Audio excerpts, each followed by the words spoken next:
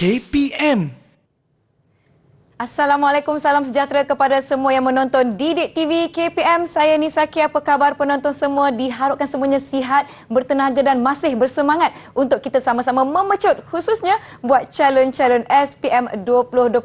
Anda sedang menonton Sukses SPM 2021 Pecutan. Kita akan sambung membincangkan mata pelajaran sains kertas 2 bahagian A dengan cikgu yang lain pula. Jadi siapa agaknya yang akan bersama-sama dengan kita? Jom kita saksikan profil beliau.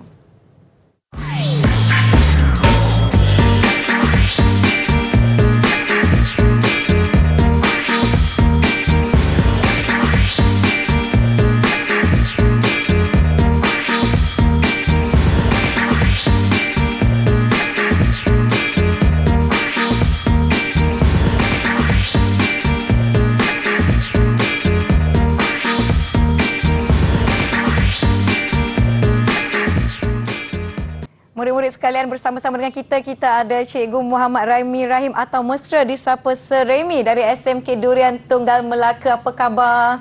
Khabar baik, alhamdulillah. Nisa apa khabar? Saya sihat alhamdulillah dan saya juga bersemangat macam saya pula yang nak ambil SPM 2021. Pastinya kalau Nisa ambil mesti dapat A+. Oh, saya doakan semoga calon-calon semua dapat A+. Kerana hari ni cikgu, kita nak berkongsi pelbagai teknik, pelbagai panduan. Mungkin cikgu ada tips-tips juga kan untuk murid-murid nanti. Jadi saya pun tak nak buang masa. Saya nak jemput cikgu, mungkin kita nak imbas kembali beberapa aspek bagi calon-calon SPM 2021. Silakan cikgu. Baik, terima kasih Nisa. Okey, jadi hari ini kita akan sama-sama mengupas teknik ataupun tips yang penting untuk kita menjawab soalan bahagian A kertas 2 Nisa ya.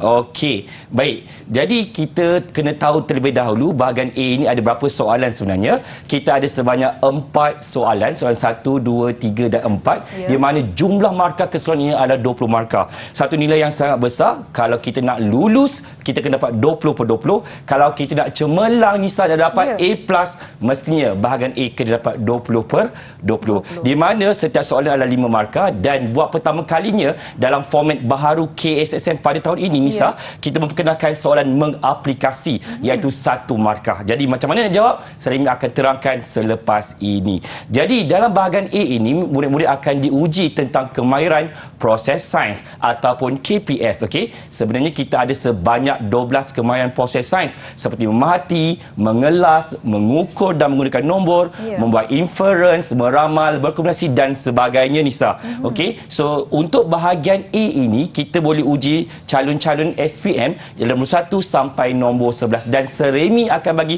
tips ataupun teknik untuk menjawab bagaimana soalan kemahiran proses sains nanti. Okey, dan sebenarnya Nisa, untuk menjawab soalan bahagian A ini, apa yang perlu murid-murid tahu ialah tentang jantung soalan. Jantung soalan. Jantung. Dia satu yang sangat penting. Kalau jantung kita tersumbat sakit, dia akan memudaratkan manusia, betul? Begitu juga dengan bahagian A ini. Kalau tak jumpa jantung, nanti dia akan menjejaskan cara menjawab dan semestinya markah akan terjejas. Tak dapat markah penuh 20 per 20. Rugi kan? Betul, cikgu. Jadi apa jantung dia sebenarnya Nisa? Jantung sebenarnya adalah pemboleh ubah. Kita ada 3 pemboleh ubah. Rasanya semua murid-murid di Malaysia dah tahu. Calon-calon SPM 2021 dah tahu dah. Kita ada 3 pemboleh ubah, iaitu pemboleh ubah dimanipulasi, iaitu diubah yang tergantikan di awal eksperimen. Biasanya adalah bahan yang kita gunakan yang kita ubah-ubahkan. Okey? Dan kata singkatannya yang sering digunakan adalah PM. Pemboleh ubah dimanipulasi. Manakala pemboleh ubah bergerak balas pula ialah keputusan, dapatan, hasil ataupun pemerhatian, iaitu kita ada keputusan eksperimen lah Nisa. Dan sebenarnya untuk murid-murid yang akan menduduki SPM nanti, kita sebenarnya ada 2 pemboleh ubah bergerak balas, iaitu PB teori dan juga PB operasi. Apa itu PB teori? Iaitu konsep sains. Okey, dalam ilmu sains kita ada banyak konsep sains sebenarnya, kan? Jadi macam mana kita nak membuktikan konsep sains itu? Kita kena buat eksperimen. Di mana kita buat eksperimen tu Nisa?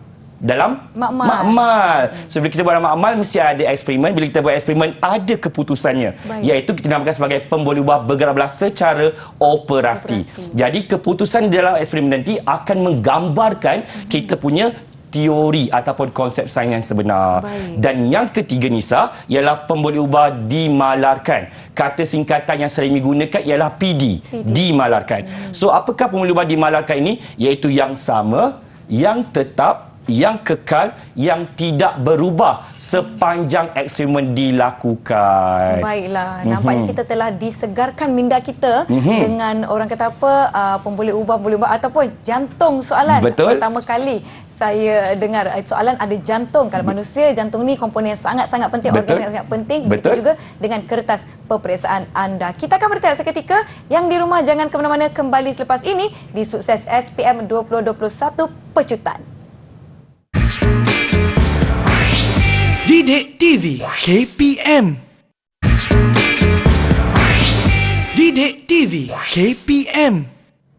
Kembali menonton Sukses SPM 2021 Pecutan bagi mata pelajaran Sains Kertas 2 bahagian A bersama-sama dengan Sir Remy dari SMK Durian Tunggal. Kita tak nak buang masa, kita nak terus pergi ke bahagian seterusnya. Silakan Sir Remy. Baiklah, thank you Nisa. Jadi kita dah tahu kita ada 3 pemboleh ubah dan sebenarnya kita nak tahu pula bagaimana kita nak dapatkan pemboleh ubah itu daripada kertas soalan. Baik. Sebenarnya dah bagi dalam bahagian A ini soalan 1, 2, 3, 4 memang kita dah bekalkan kepada calon ialah pemboleh ubah. So murid-murid ataupun calon SPM ini perlu tahu bagaimanakah untuk mendapatkan pemboleh ubah itu. So bagaimana caranya? Ada 4 cara.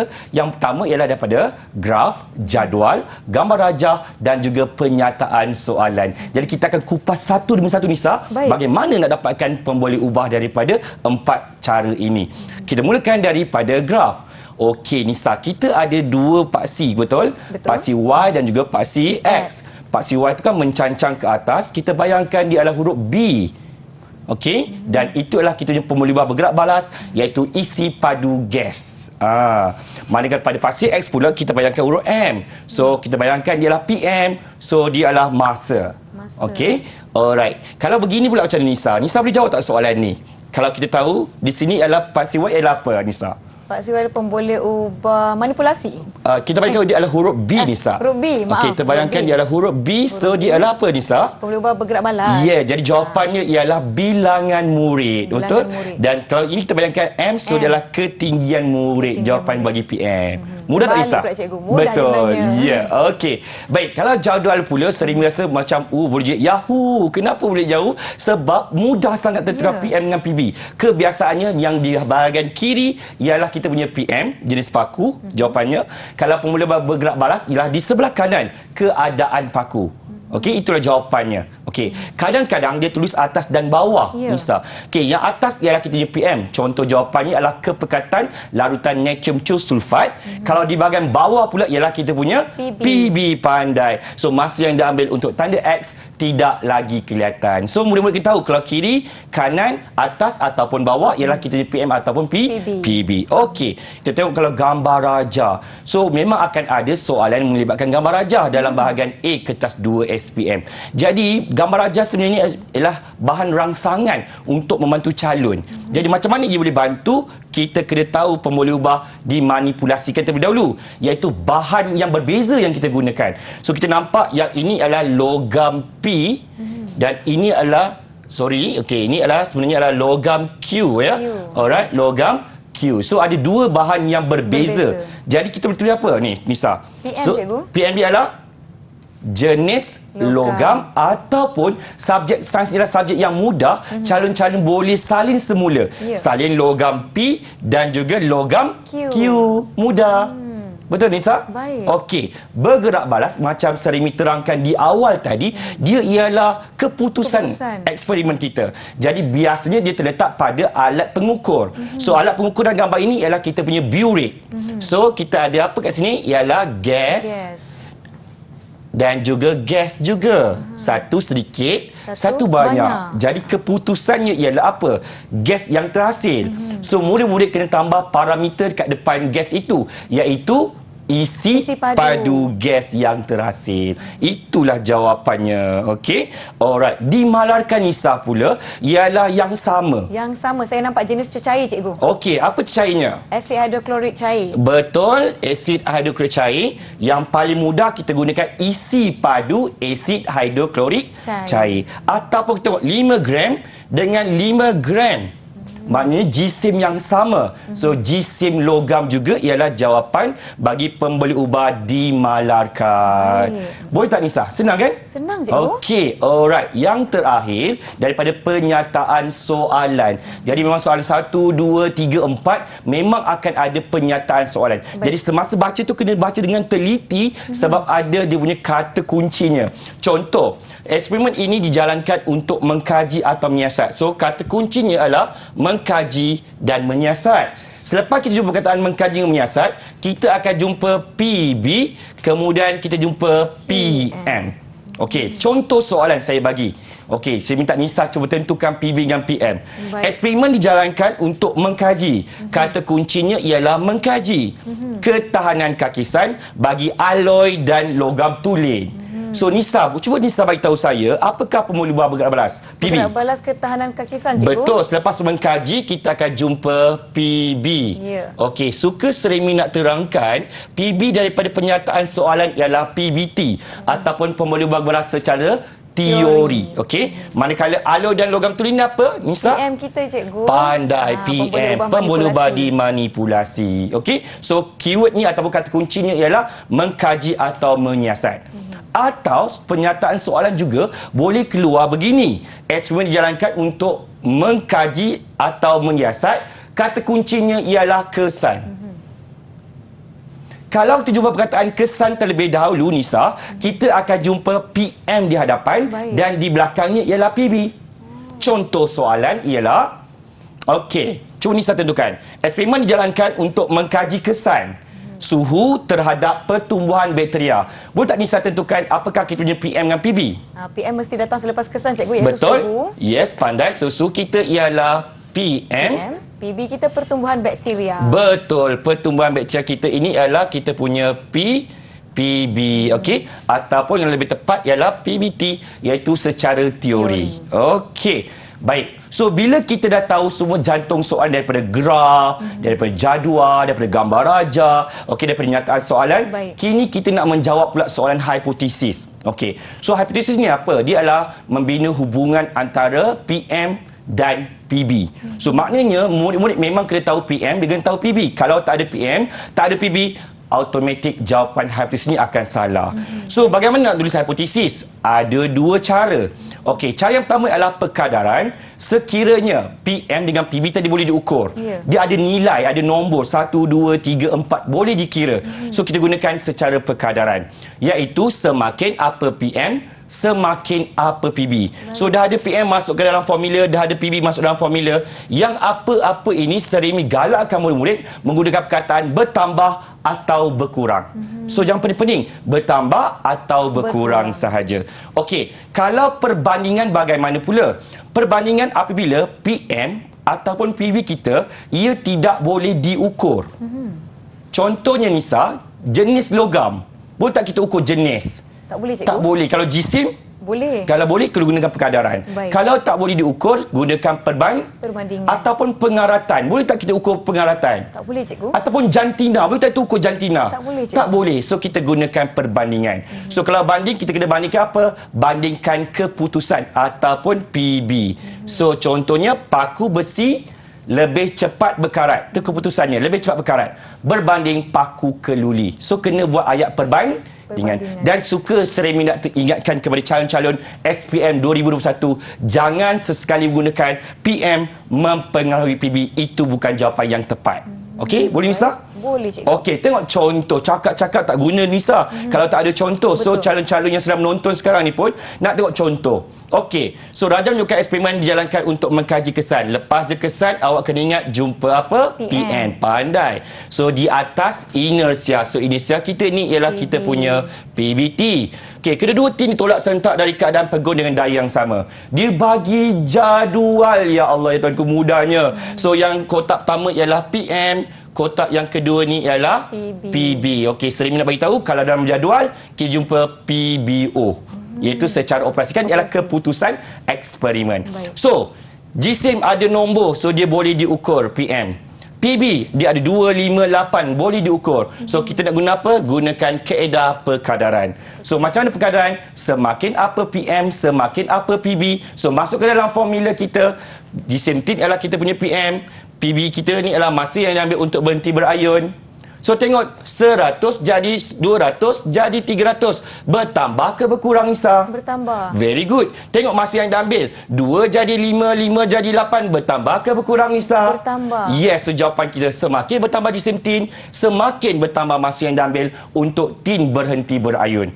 Kalau kita gunakan ini ialah PBO. Kalau kita gunakan PBT, boleh juga Nisa, tak ada masalah. Contohnya semakin bertambah jisim, semakin bertambah inersia. Okey. Lebih mudah. Begitu mudahnya.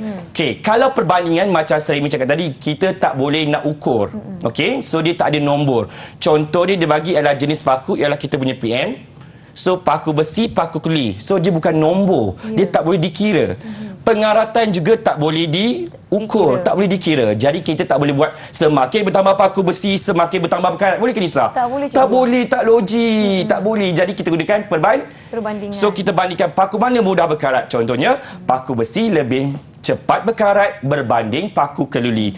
Tapi Nisa, kalau ada calon yang jawab terbalik. Contoh, paku keluli lebih lambat berkarat daripada paku besi. Boleh ke? Boleh cikgu? Boleh. Nisa pun dah pandai. So pasti murid-murid kat rumah pun mesti tahu juga cara nak tulis jawapan hipotesis secara perbandingan. Okey, ini contoh jawapan yang lain lah. Okey, alright. Seterusnya Nisa, Seremi nak terangkan berkenaan dengan hubungan pula. Nama pun hubungan kan? Membina hubungan. So apakah itu hubungan? Hubungan sebenarnya definisinya adalah lebih kurang macam hipotesis, iaitu membina hubungan antara PM dan PB. Lagi sekali, mesti ada PM, mesti ada PB. Contohnya nak jawab, mesti gunakan perkadaran. Sekali lagi macam hipotesis. So semakin apa PM, semakin apa PB. Yang apa ini dua perkataan sahaja yang sering digalakkan. Apa dia Nisa? Bertambah dan berkurang. Very good, pandai Nisa. Okey. So tengok contoh. Okey, jangan gunakan PM mempengaruhi PB. Okey, itu akan ditolak. Okey, sekarang ini adalah contoh soalan. Okey. Contohnya adalah nyatakan hubungan. So memang dalam kertas soalan nanti dia akan secara terus ditulis hubungan. So murid nampak je hubungan, cara nak jawab dia mestilah apa Nisa? Perkadaran. Dan dia dah bagi dah antara bilangan koloni bakteria dengan masa. So bilangan koloni bakteria dengan masa ni salah satu adalah PM, satu adalah PB. Okey. Dan sebab Seremi ambil sebahagian je soalan tak ambil penuh, so Seremi bagi tahulah. So masa kita ialah PM. Bilangan koloni bakteria kita ialah PB. So boleh tak Nisa tolong Seremi buat ayat hubungan? Semakin apa PB, semakin apa PM. Semakin bertambah bilangan koloni bakteria. PM dulu Nisa, ingat semakin apa PM? Semakin okey, betul. Semakin bertambah bilangan koloni bakteria. Pandai Nisa. Jadi kita dah ada jawapan yang kita perlu cari. So semakin apa PM? So kita mulakan dengan PM dulu, kemudian kita letak PB. Okey. So yang dekat depan ini sebenarnya kena bergantung kepada set soalan yang sepenuhnya. So Seremi ambil sebahagian saja kan. So contoh jawapannya semakin bertambah masa, semakin bertambah bilangan koloni bakteria. Faham tak Nisa? Faham cikgu. Kalau faham, Seremi nak uji Nisa sekali lagi lah. Okey, macam ini. So nyatakan hubungan. Kalau hubungan saja Nisa, kita gunakan kaedah apa? Perkadaran. Formulanya apa Nisa? Semakin apa? PM. Semakin apa? PB. Okey, Seremi bagi clue kat sini. So paras air ini adalah keputusannya. So ini adalah PB. So yang kita ubah-ubahkan ialah halajar air. So ini adalah PM. Boleh tak Nisa bantu Seremi buat ayat yang penuh? Semakin bertambah laju air, semakin bertambah paras air. Okey, alright. Sebab kita tak dapat penuh kan? Berkurang, maaf. Okey, alright. Okey, tak apa. Sebab Nisa nak bagi contoh sebenarnya penulisan hubungan. Sebab Seremi ambil sebahagian je. Okey. So, ini sebenarnya tajuk prinsip Bernoulli. Prinsip Bernoulli. Bila laju air bertambah, so semakin berkurang tekanan, okey, menyebabkan kesan paras airnya pun akan berkurang. So contohnya semakin bertambah laju air, semakin berkurang paras air. Yang apa yang saya nak sampaikan yang dekat atas mestilah PM, PM. Dekat bawah mestilah PB. PB. Mudah tak? Mudah, Sains cikgu. itu sangat mudah, Nisa. Ya, sebenarnya Nisa tidak mengambil mata pelajaran sains sewaktu peperiksaan SPM dahulu. Ini dahululah, kita muda lagi kan. Tapi saya rasa ini adalah konsep dan juga teknik yang sangat mudah difahami dan diikuti calon-calon SPM 2021 yang akan menduduki kertas peperiksaan sains ini. Kita dah pergi kepada mengenal pasti PM kita, PB kita, mana datang dulu, mana datang kemudian, perkadaran ke, hubungan ke, hipotesis, semua kita dah rangkumkan. Kita akan sambung perbincangan kita selepas ini. Jangan ke mana-mana, kembali di Didik TV KPM. Didik TV KPM. Didik TV KPM. Masih menonton Sukses SPM 2021, pecutan bagi mata pelajaran sains kertas 2 bahagian A. Saya harap calon-calon SPM 2021 sudah kembali ke kaca TV masing-masing. Jom cikgu, kita nak teruskan untuk perbincangan kita yang seterusnya. Silakan, Betul. cikgu. Terima kasih, Nisa. Jadi kalau tadi kita dah tahu dah cara nak menulis hipotesis dan hubungan, kini kita sambung lagi untuk menulis pemerhatian. Jadi kita nama pemerhatian, jadi kita nampak sebenarnya apa pemerhatian ini, Nisa. So Nisa nampak kita gunakan apa ni, Nisa? Mata dan kantang. Jadi kita kata pemerhatian mesti menggunakan mata.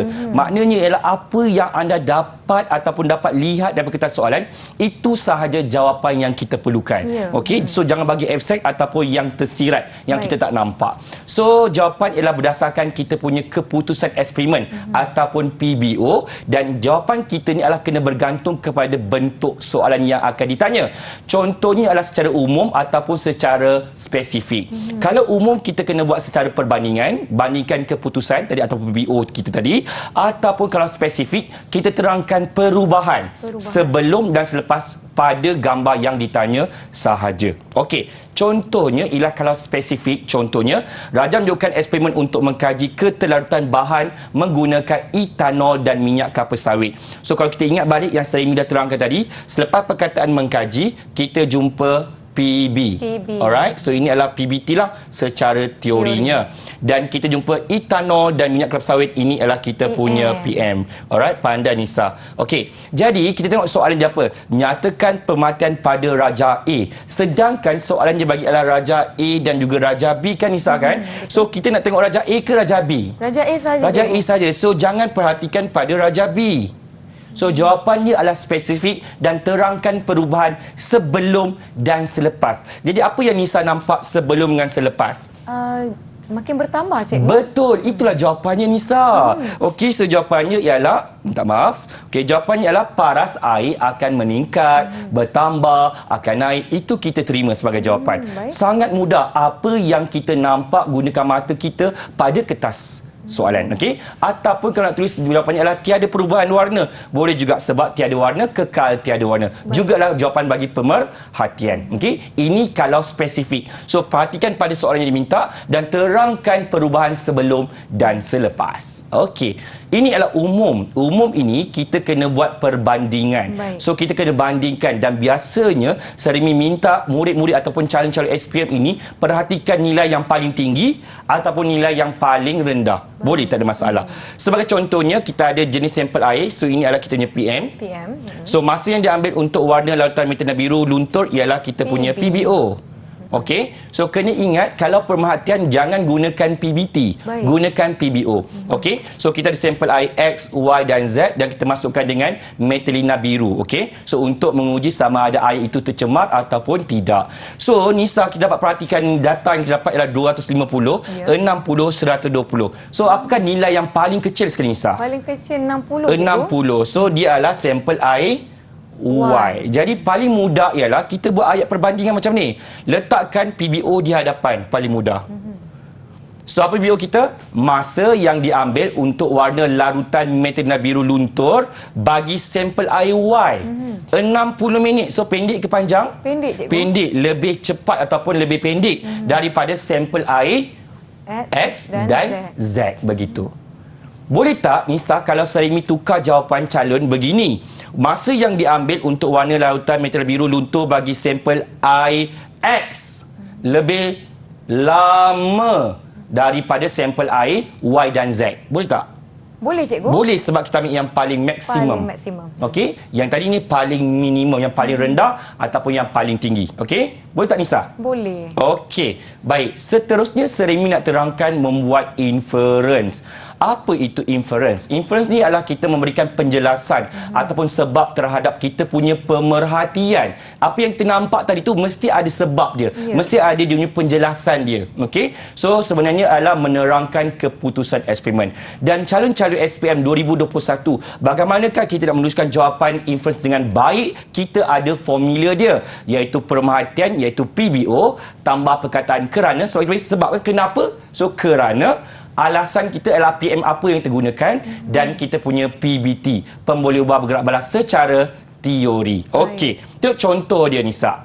Okey, so Rajam juga satu eksperimen jalankan untuk mengkaji kesan. Nisa, lepas kesan kita jumpa apa Nisa? Kita jumpa PM cikgu. Betul, so jisim ialah kita PM ke atas inersia. So inersia ialah kita punya apa Nisa? PBT. Pandai Nisa. Okey, harap-harap murid-murid calon SPM 21 pun bijak macam Kak Nisa juga. Okey, so dia bagi pula ialah jadual. So jisim tin ialah kotak yang pertama, so dia ialah PM. Masa yang diambil kotak yang kedua ini ialah kita punya PBO. Pandai. Okey. So, nak tulis inference, dia mesti ada PBO dulu. Iaitu keputusan eksperimen kita. So, macam yang tadi Seremi kata, kita boleh ambil yang paling maksimum ataupun yang paling minimum. Okey, katalah Seremi nak ambil yang 8 minit, paling lama. So, kita mulakan apa? Masa yang diambil untuk tin berhenti berayun bagi tin berjisim 300 gram. Okey, yang paling maksimum ini. Lebih apa? Lebih lama. Lepas itu, kita kena tambah perkataan apa? Kerana. Okey, sebab kan kenapa dia lebih lama? Kerana apa? Letak PM. Apa PM kita? Jisim tin 300 ni lebih berat ke lebih ringan? Lebih berat. Lebih berat, jisim tin yang lebih berat. Dan yang terakhir, kena tambah PBT. Apa PBT kita dalam soalan ini sebenarnya? Inersia. Inersia. Jadi kalau jisim tin yang lebih berat, so maknanya dia ada inersia yang besar. So jawapan penuh kita ialah masa yang diambil untuk tin berhenti berayun bagi tin 300 gram lebih lama kerana jisim tin yang lebih besar, lebih berat mempunyai inersia yang lebih besar. Boleh tak Nisa? Boleh cikgu. Senang kan? Senang. So kena ingat dia punya formula dia. PBO tambah kerana tambah PM tambah PBT. Okey, kalau Nisa dah faham, kita tengok soalan yang ini pula. Macam tadi lebih kurang.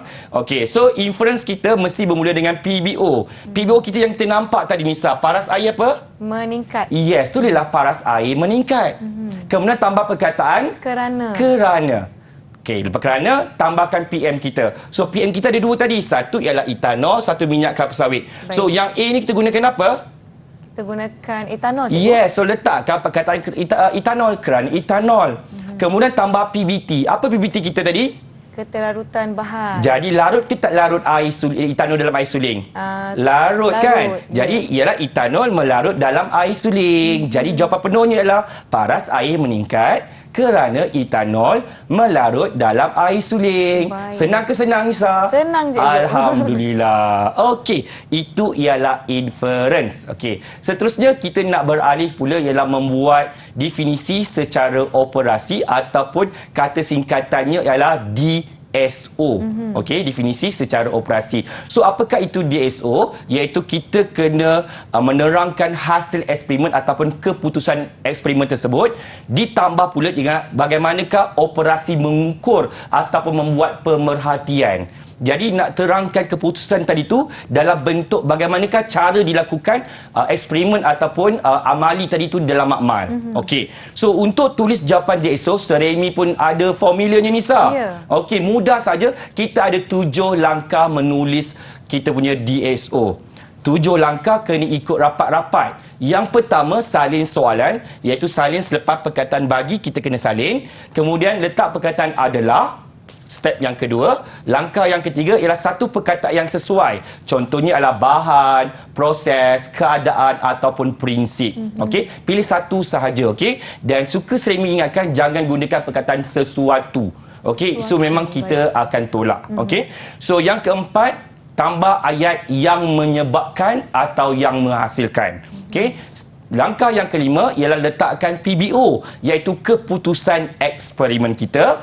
Yang keenam, letak perkataan apabila, dan yang ketujuh terangkan operasi ataupun kaedah secara ringkas. Biasanya kaedah ini akan diberi dalam soalan. Baik. Okey, tengok contoh soalan ini. Okey, soalan dia kata apa? Raja melakukan eksperimen untuk mengkaji pengeratan bahan menggunakan paku yang berbeza. Okey, pemerhatian sampai 5 hari dicatat dalam jadual. So, biasalah kita dah tahu ini adalah kita punya PM. So, ini adalah kita punya PBO. Okey. So, soalan tanya apa? Keluli ialah alloy. Keluli ialah alloy. So, kita ada paku besi, kita ada paku keluli. So, kita nak pilih yang mana? Nak tengok. Kita tengok yang paku keluli. Sebab dia dah cakap dah keluli ialah alloy. So, mesti ada kaitan dengan keluli. So, berdasarkan eksperimen ini, nyatakan definisi secara operasi bagi alloy. Okey, so ada berapa langkahnya, Nisa? Ada 7. 7. Yang pertama ialah salin. So, salin apa? Salin alloy. Alloy. Kemudian tambah perkataan adalah. Kita letak perkataan adalah.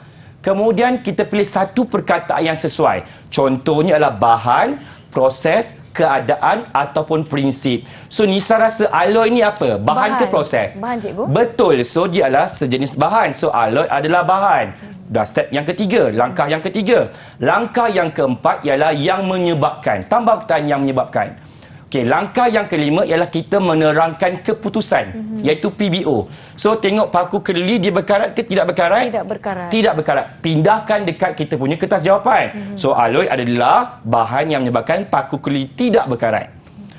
Langkah yang keenam, letak perkataan adalah. Okey, letak perkataan sebentar saya, apabila. Adalah dah letakkan. Ya. Okey, langkah yang keenam ialah apabila. Dan langkah yang ketujuh menerangkan eksperimen secara ringkas. So, dia dah bagi dah. Paku kelili ni direndam dekat dalam mana ni, Nisa? Dalam larutan natrium klorida, cikgu. Selama berapa hari, Nisa? 5 hari. 5 hari. Pindahkan semula dalam kertas jawapan anda. So, jawapan kita ialah apabila paku kelili direndam dalam larutan natrium klorida selama 5 hari. Baik. Jadi, satulah lengkap jawapan bagi definisi secara operasi. Okey. Baik. Alright, tu kita 7 langkah kan, Nisa kan? Betul. Okey, tengok contoh yang ini pula, Nisa. Okey, so kita ada Jason Team sebagai kita punya PM. So, masa yang dah ambil ni ialah kita punya PBO. Soalan tanya ialah, berdasarkan eksperimen ini, nyatakan definisi secara operasi bagi inersia. So, langkah yang pertama apa, Nisa? Letak inersia, cikgu. Betul, kita salin semula inersia. Langkah yang kedua, letak perkataan adalah, betul. Langkah yang terpilih satu perkataan yang sesuai. Contohnya bahan, proses, keadaan ataupun prinsip. Mana yang lebih sesuai? Prinsip, cikgu. Prinsip tu kalau dia ada melibatkan perkataan prinsip, Nisa. Contoh prinsip Bernoulli ataupun prinsip Archimedes, prinsip Pascal. So, inisial dia tak ada prinsip, jadi dia adalah berlaku secara semula jadi. Kalau ia berlaku secara semula jadi macam momentum, tekanan, inersia, kita gunakan perkataan keadaan. Pandai. Baik. So, kita gunakan perkataannya adalah keadaan. Okey. Kemudian langkah yang keempat, letak ayat yang menyebabkan. Okey, langkah yang kelima ialah menerangkan keputusan. Macam kita buat yang tadi, kita ambil yang paling maksimum lah biasanya. So, masa yang diambil untuk tin berhenti berayun lebih lama. Yang 8 minit, lebih lama. Okey, itu adalah langkah yang kelima. Langkah yang keenam, kena letak perkataan apa? Apabila. Betul, apabila. Dan langkah yang terakhir menerangkan bagaimanakah eksperimen ini dilakukan. So, kita gunakan apa? Jason Team yang mana? Yang lebih 300 besar. Yang lebih besar. So, tim GC 300 boleh, yang lebih besar boleh, tak ada masalah. Nisa diterima, ditolak secara serentak dari keadaan pegun dengan daya yang sama. Mana dapat ni, Nisa, jawapan ni? Dari penyertaan soalan, cikgu? Ya, betul. Dia dah bagi dalam kertas soalan anda. Anda hanya perlu salin semula, letak dekat sini. Jawapan dah lengkap. Satu lagi markah untuk definisi secara operasi. Baik. Mudah tak, Nisa? Mudah, cikgu. Semuanya ada dalam soalan tersebut. Ada. Yang penting kita kena tahu dia punya teknik ataupun dia punya kaedah dia. Betul? Baik, betul. Okey, Seremi nak pergi lagi untuk membuat graf. Okey. Biasanya calon-calon SPM 2021, okey, membuat graf ini menyumbang sebanyak 2 markah. Baik. Satunya nilai yang besar lah bagi Seremi kan. Kita kena dapat 20/20. So 2 markah datangnya daripada graf. So kalau soalan cakap ialah melukiskan graf garis ataupun melukiskan graf, dia ada 2 kemungkinan. Sama ada graf garis lurus ataupun garis lengkung. dia memang takkan bagi dalam kertas soalan. Dia tak beritahu lurus ke lengkung, tak beritahu. Dia kata adalah lukiskan graf saja. So bila murid-murid dah pindahkan titik-titik ataupun plot ni dah pindahkan, so tengok wah luruslah. So bila lurus tolong gunakan pembaris dan gariskanlah. Okey, kalau bila kita plotkan semua awak tengok wah dia melengkung, so jangan gunakan pembaris, so kena gunakan tangan bebas ataupun freehand. Baik. Okey, dan peringatan seremi lah, kita kalau dia tergantung macam itu biarkan ia tergantung, jangan sesekali kita cantumkan dia ke asalan. Jangan sambung. Wah Imah, terlebih sikit pun kita tak nak kita pangkar. So biar betul-betul yang kita plot saja kita cantumkan titik-titiknya. Okey, dan seterusnya ialah membuat carta. Carta dalam sains ni ada dua juga. Kalau satu adalah carta bar, satu adalah histogram. Kalau carta bar ni dia dia jarak-jarak. Kalau histogram dia adalah rapat-rapat. Tu beza dia. Okey? Alright. Dan ini ialah satu formula ringkasan lah daripada Seremi. Kepada semua calon-calon, bolehlah screenshot ataupun snap dekat televisyen anda sekarang ni. Ini adalah ringkasan yang kita boleh haptisis, hubungan, pemartian, inferen, definisi operasi dan juga membuat graf ataupun carta. Baiklah, Seremi telah membincangkan tentang pemerhatian, inferen serta definisi secara operasi, bagaimana nak menjawab dan bagaimana nak mengenal pasti sebenarnya jawapan tu dah ada dalam soalan itu sendiri. Kan Seremi? Betul. Jadi mudah untuk kita mendapatkan markah tahu teknik yang tepat. Kita akan sambung perbincangan kita bersama-sama dengan calon-calon SPM 2021 selepas ini. Jangan ke mana-mana, kita berehat seketika. Didik TV KPM.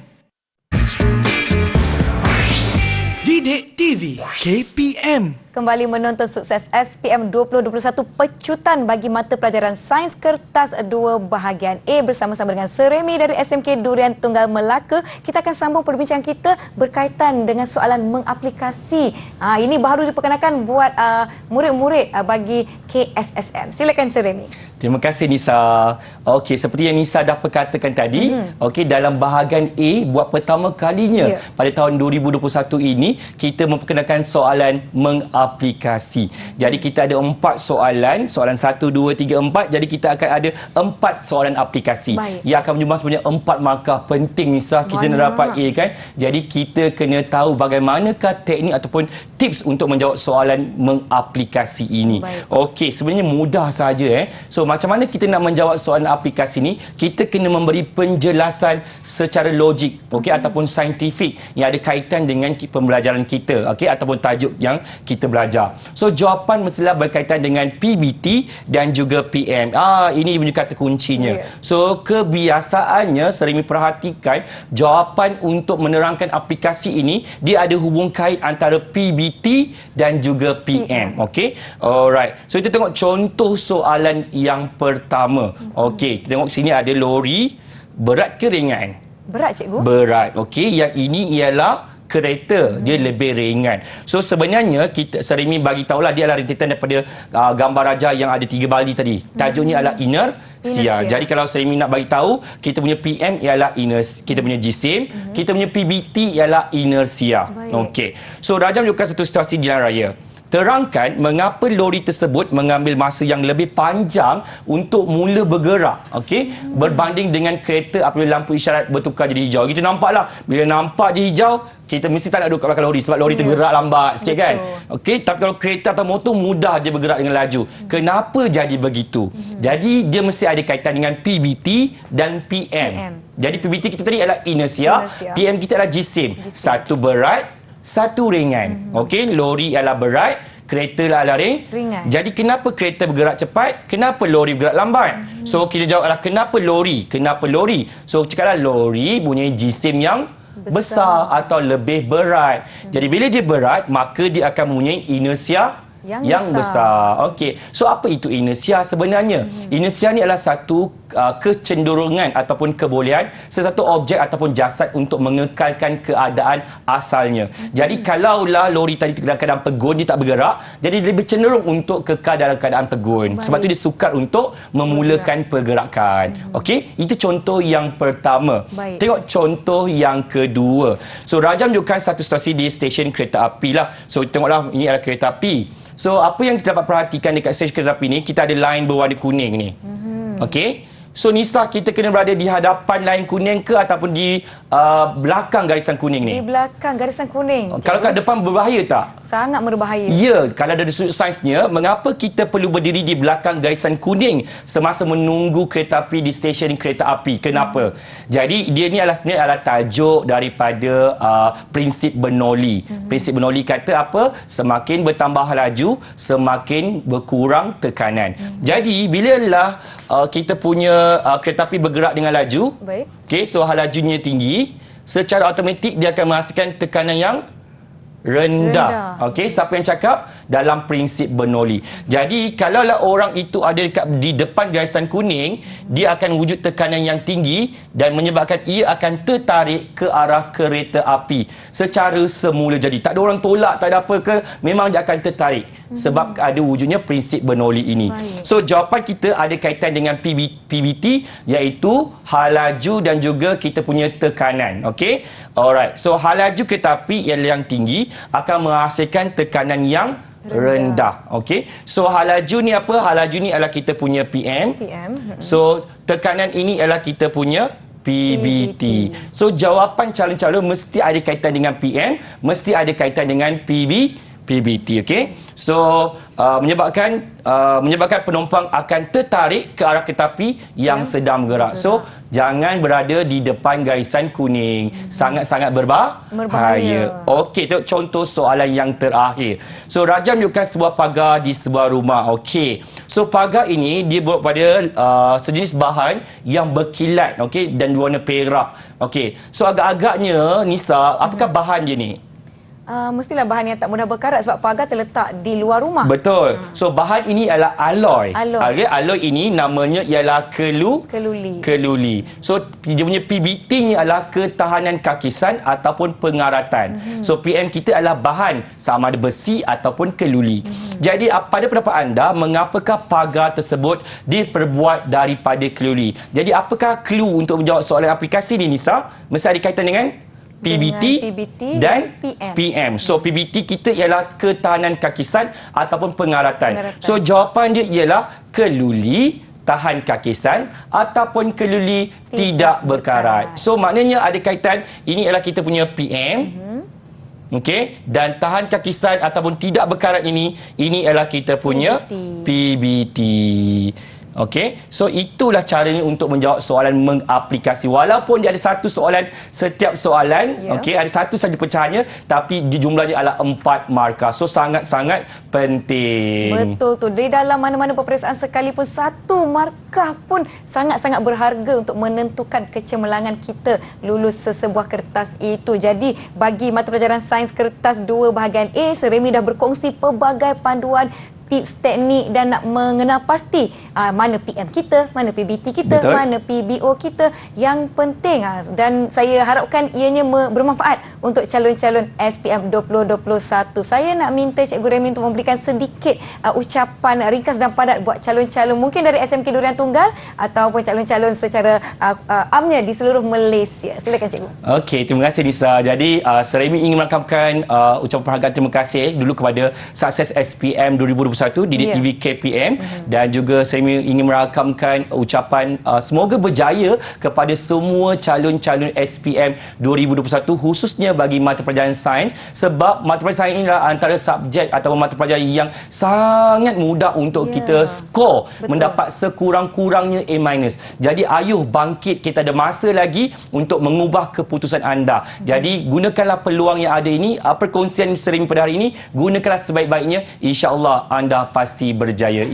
InsyaAllah. Baiklah, kita telah lihat pelbagai teknik, pelbagai perkongsian yang bermanfaat daripada Seremi untuk mengelakkan calon-calon semua kehilangan markah. Betul tak, Betul. Cikgu?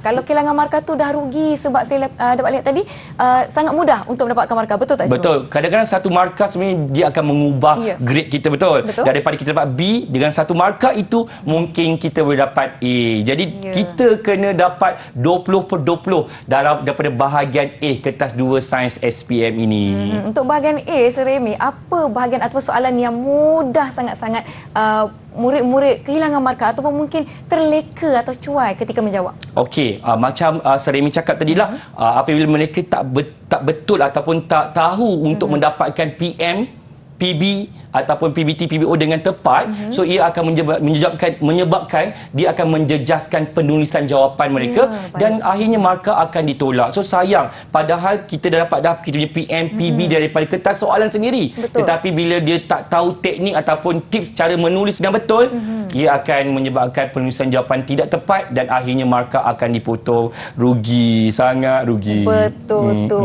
Macam Nisa sebutkan tadi, Nisa tidak mengambil kertas peperiksaan sains dahulu ketika SPM, tapi bila Nisa lihat perkongsian yang telah diberikan Seremi, sebenarnya insya-Allah mudah untuk calon-calon sekalian mendapatkan markah semaksimum mungkin 20 per 20. Baiklah, Nisa ingin ucapkan selamat maju jaya kalau sekolah Nisa dahulu SMK Temeloh Jaya Pahang. Selamat maju jaya kepada calon-calon SPM seluruh Malaysia. Terima kasih kerana menonton Didik TV KPM. Kita jumpa lagi.